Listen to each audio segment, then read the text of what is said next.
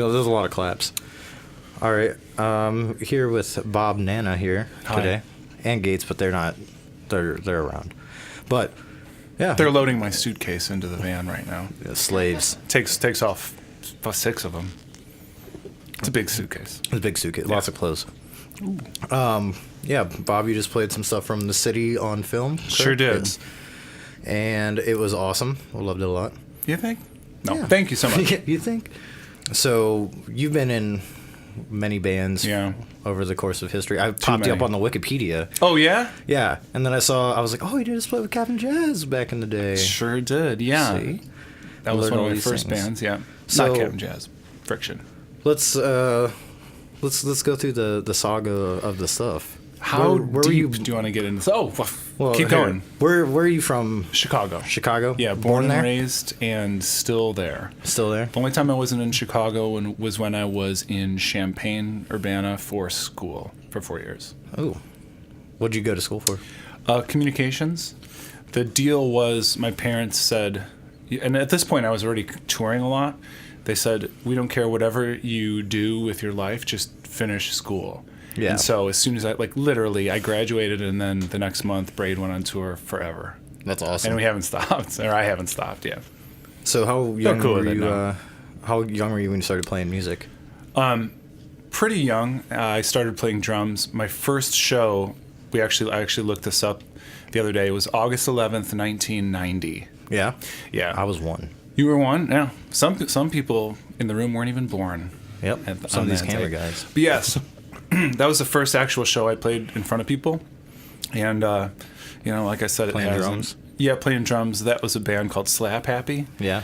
We were just awful. Just what kind of stuff was it? It was like we thought we wanted to be like funky. Okay. But we were still punk. We were still like in the punk scene. Our first show was at this place called Club Blitz, which was a fancy name for Tony Brummel from Victory's house. Okay. He had shows in his basement. It was called Club Blitz, and that's where I played my first show. But we were like a funky band. Like I did the I was terrible. But yeah, that was my first band. So that was, you started on drums. Yep. And then when did you pick up playing guitar?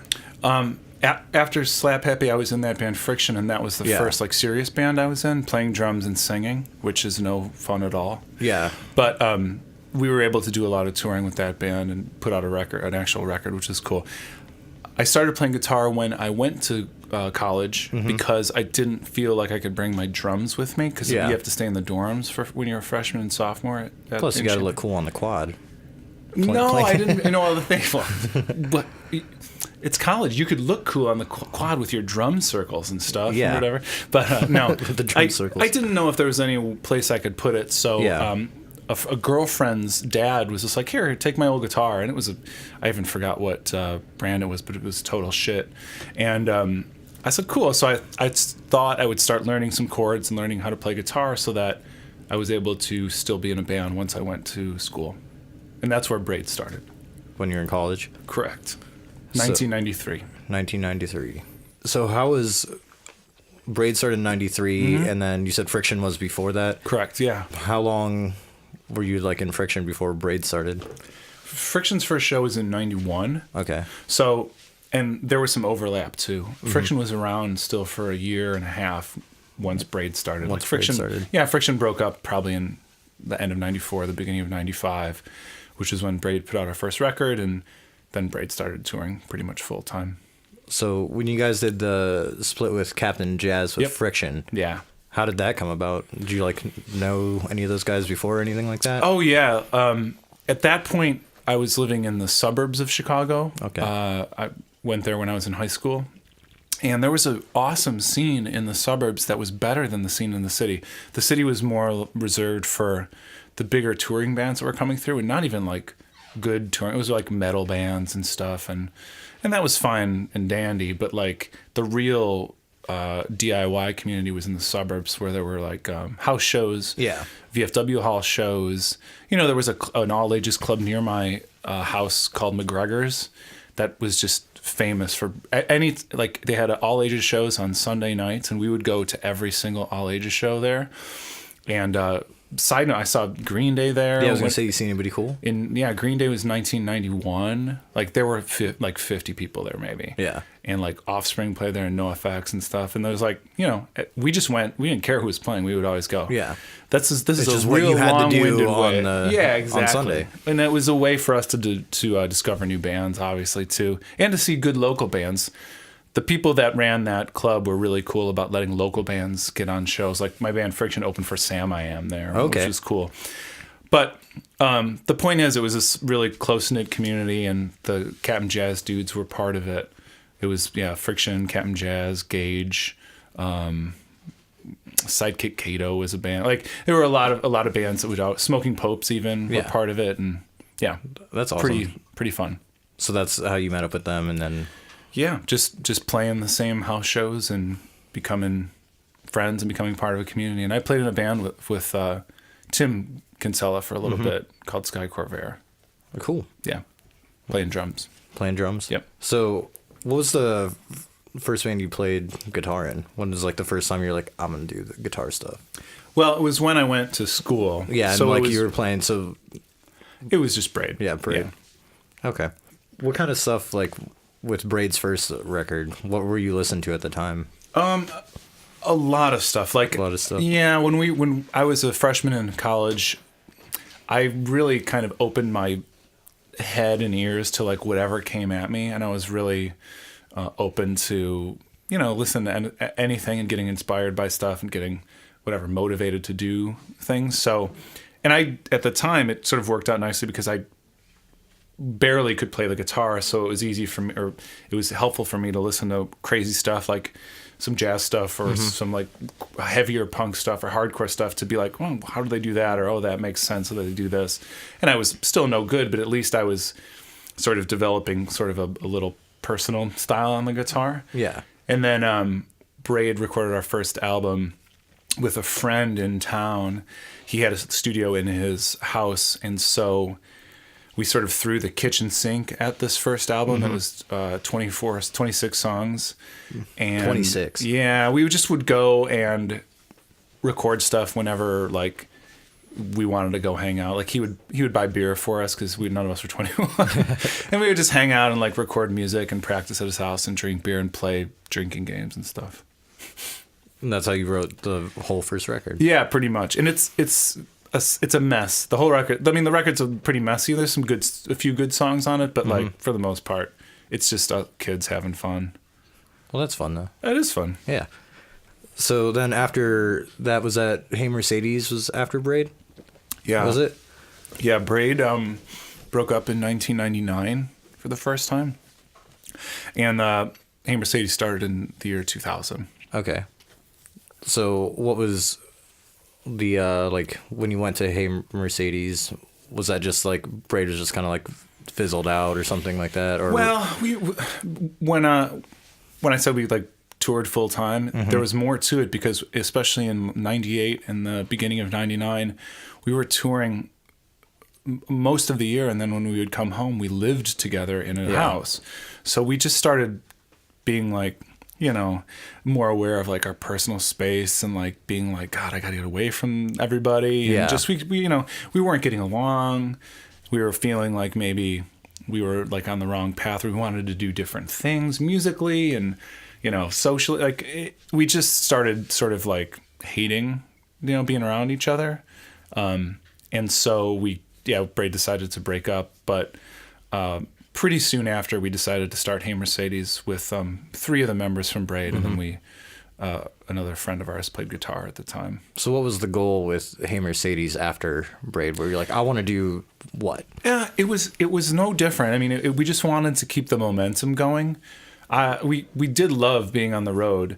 We loved playing shows, and we loved recording. We just were sort of getting annoyed with each other a little bit too much. So for Hey Mercedes, we wanted to sort of take, and this isn't really a musical direction answer, but like we just wanted to take everything we learned from being in Braid and working so hard and using that as a lesson to how to do things and how not to do things in Hey Mercedes. And some of it worked, some of it didn't, but we went straight and tried to sign to a label, and do things sort of a little more of a way that you would assume a band was supposed to do it. And, like I said, to mixed results. Yeah. Was Friction or Braid the first band that you were like signed? Friction was. Okay. Put out a record on this label, Allied Records. So how was that the first, like, when you were like, oh, we got signed for the first time? I couldn't believe it. Like, I thought it was incredible. I mean, especially because it was a label that I was psyched about. I knew Allied Records. I knew bands on Allied. Yeah. We were on a comp with Jawbreaker, like, immediately that they did. That's cool. And it was like, wow, this is so cool. I was actually, like, surprised that anyone really liked it. I mean, I thought it was all right, but our live shows were weird because I was playing drums and singing, but I don't know, I was overjoyed and psyched. And then and then Braid, had a similar thing with Polyvinyl, but with Polyvinyl, they were just like friends of ours. So you were like, oh, okay. Yeah, I was just, hey, our friend wants to release the record. Yeah, let's let him record. Yeah. That's cool. So Hey Mercedes was a thing, and then Braid got back together, and was that 2004? Yeah, 2004. Right? Okay.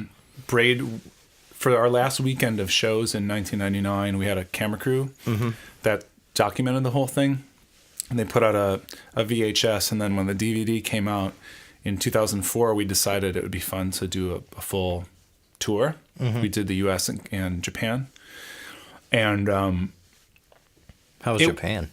It was great. It was fun. Braid had gone to Japan in 1999 and this was at like the height of our like sensitivity towards each other. Okay. So it was like a bit unpleasant, and so it sucked because we were in like this beautiful new place and everyone was super nice, but like we just, I don't know, we couldn't get over that. We were just young. Like it's fun now, now just to be in Braid and we all can give each other our space, and we're in different places in our lives. We're older, we're wiser, we don't like have any hang-ups really, so we're just, I don't know, we just know what's best for each other and what's best for the band a little more now.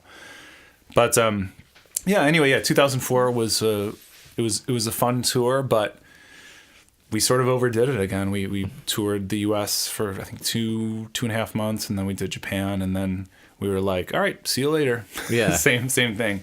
But it wasn't like we got back together full time. You just were like, let's just do this tour. Do the tour. Yep.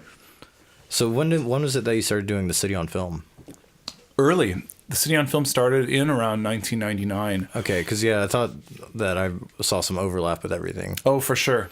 City on Film was always the sort of random name for whenever I was doing solo stuff. Mm-hmm. And I started doing that in like 98, 99. Was that kind of a thing where you're just like, man, I wrote these songs, but it doesn't really fit with anything. I like them, but I think I'll just release it? Or what inspired you to be like, oh, I'll just do some stuff by myself? There was this dude, he goes by kind of like Spitting. Yeah. His name's Ben. Yeah, that was the first show I ever saw, was Kind of Like Spitting and Saves the Day. Oh, rad. Cool. Yeah, Yeah. I remember that tour they were on with like Saturday Looks Good to Me. Yeah. Yeah, I remember that tour. But even, back in 97, 98, we met Ben, and he was doing that. He was playing songs by himself, and it didn't have this like singer-songwriter James Taylor, or it didn't have this like adult vibe to it. It was like, this kid is like yelling and like having a good time and singing like some really awesome, poignant, cool, edgy lyrics and stuff. And so maybe in the back of my head, I was thinking, I want to do that too. And so the first City on Film tour was with Ben in 1999, I think. That's awesome. Yeah. And I'm going to go on tour with him again this year, which will be fun. So you just, well, actually, we'll circle back to it. But so then after all that stuff, Braid got back together. When was it that you guys got back together most recently? I think it was 2010. 2010. Yeah, it was a situation where Chris, the other guitar player, he sort of went off and did his own thing, and none of us really talked to him for a while. And then he came back, and we became like better friends than we ever were. Mm-hmm. And then we started DJing at this like bar in Chicago together, just playing like rock music and stuff. And we just came up with the idea like, hey, maybe we should do a new Braid 7-inch for Record Store Day, and maybe try and write some new songs, and that's sort of where it started. Everyone else was on board too. So you guys know Coast just came out a little while ago. What have you been doing since then? We toured a little bit, because we have such hectic schedules and like family obligations and work obligations. Yeah, sucks, but it's a reality, and it's not a bad thing. I mean, like, how is that, like, having a family and like going on tour and all that stuff? I don't know yet, because I just got married this year. So I don't really have a family. If you maybe count my cat, but it's cool because I have a song about my cat. So she's on tour, and her hair is all over my stuff. So she's on tour all the time. Anyway, stupid. But maybe you should ask the other guys. It's whenever they come to the Wolf House. Hopefully. how it is, but they seem to handle it as long as they've got it's scheduled out far in advance, and that they're not gone for too long. So City on Film, you just released something, right? Correct. Yeah. So you're touring with that right now. Yeah. Where's the future of this?